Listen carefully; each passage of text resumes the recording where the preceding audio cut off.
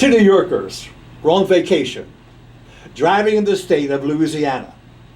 When they entered the town of Natchitoches, they immediately began discussing with them how to pronounce the strange name of that town. Their discussion escalated until it became an argument. It was lunchtime, so they decided they would stop for a quick lunch. Standing at the lunch counter, one of them decided to settle the argument once and for all. He said to the person taking their order, "Would you help settle a disagreement between us, please? Would you please pronounce where we are very slowly and very clearly?" The teenage clerk said, "You are in Burger King." They were, but they still didn't solve their problem about the name of the town. So where are we? We say we're in God's family, and we're part of God's church.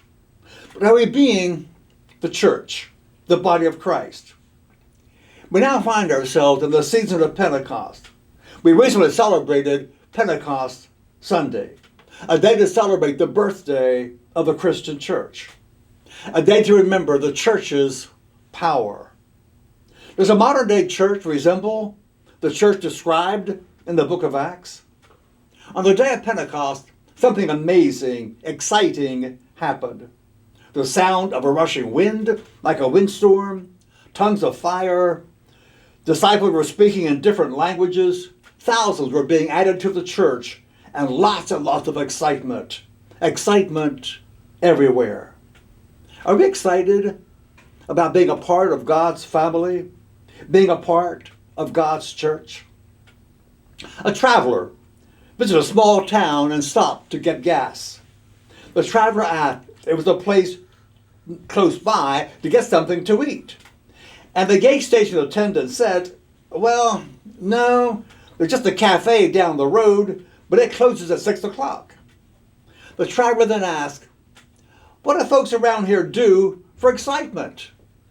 And the gas station attendant replied, "Well, around here, folks don't get excited." Is that true of a church you've ever been a part of? A church you've ever attended? Have we forgotten what the church is really about? If we go back to the day of Pentecost, the day the church was born, we will find that God gave us the church to satisfy the great hunger we have for empowerment. Everybody wants to be empowered. We want to feel we have control. We want to feel we can take charge of our destiny. We want to know we can follow the dreams of our hearts. Many folks feel powerless. Some are held back by the lack of initiative. Others are held back by a deprived environment, by barriers in the society. Still, we hunger and we believe that we can pull ourselves out of the muck all by ourselves. Think of this.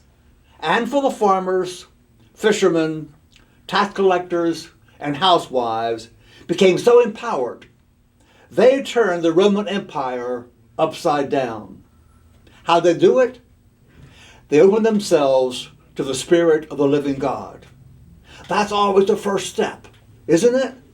It's always the first step, to open our hearts, to open ourselves to the Spirit of God, to place ourselves in God's hands.